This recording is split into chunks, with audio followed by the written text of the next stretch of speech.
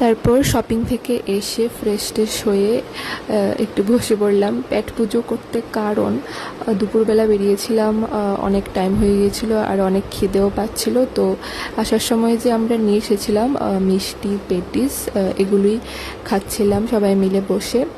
তারপর আমি ঘরে এমনি একটু শুয়েছিলাম, হঠাৎ করে মানে কি যেন একটা আওয়াজ হচ্ছিল, মানে কেউ এসেছে এরকম। তারপর আমি দেখি যে আমার দুই ফ্রেন্ড, আমি তো ওদেরকে দেখে মানে একদম পুরো অবাক, মানে কোথা থেকে ওরা হঠাৎ করে, মানে আমি পুরো শকড হয়েছিলাম। মানে ওরা প্ল্যান করেছিল আমাকে সারপ্রাইজ দেবে, মানে আমার বার্থডের জন্য মার সঙ্গে আমার বোনের সঙ্গে প্ল্যান করেছিল যে আগের দিন রাতে ওরা মানে চলে আসবে, তারপর 12টার সময় সেলিব্রেশন হবে। তো ওদেরকে দেখে তো আমি খুব খুব খুব হ্যাপি হয়েছিলাম, মানে সারা রাত্র আমরা খুব মজা করেছি, তারপর সিনেমা দেখেছি, বার্থডে সেলিব্রেশন হয়েছে, মানে আমার অনেক অনেক মজা হয়েছে। মানে আমি এক্সপেক্টই করিনি যে এরকম কিছু আমি বার্থডেতে এক্সপিরিয়েন্স করব। ওরা বলছিল যে কি কি শপিং করেছি সব দেখাতে, তো এগুলোই দেখাচ্ছিলাম একটা একটা বার করে, তোমাদের সঙ্গেও শেয়ার করবো আরেকটা ভিডিওতে।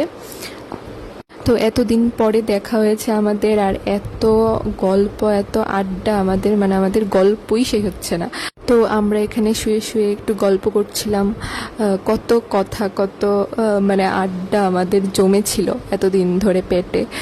তো মেসেজে কলে তো সেরকম মানে মজা হয় না যতটা সামনাসামনি মানে মজা হয়, ফিল হয়। আমরা তো আগে কলেজে যখনই গ্যাপ টাইম পেতাম বসে বসে কিছু একটা খেতে খেতে তারপর অনেক গল্প করতাম, আড্ডা মারতাম, মানে এটা আমাদের ফেভারিট ছিল।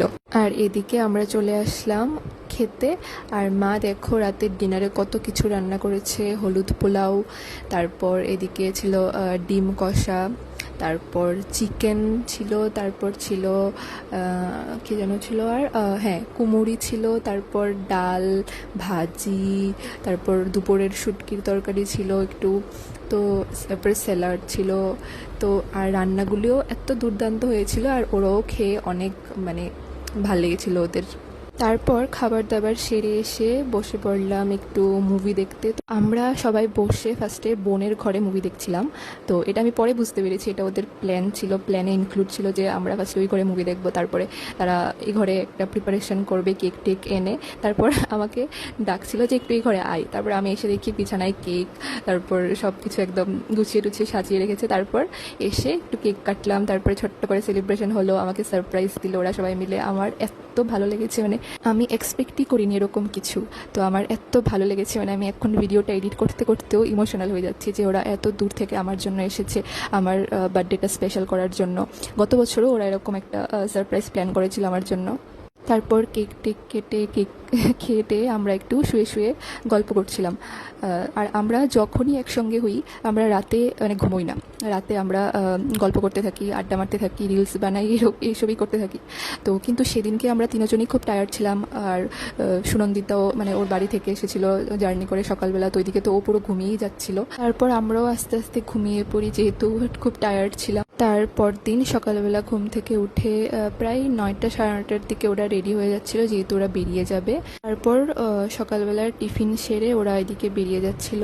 আর জানো তো আমার তখন না এত মন খারাপ লাগছিল, কি বলবো, মানে আবার জানি কবে দেখা হবে। তো এইসব ভেবেই মানে অনেক মন খারাপ লাগছিল। তো আমি গেছিলাম ওদেরকে টাটা বাই বাই করতে রাস্তায়।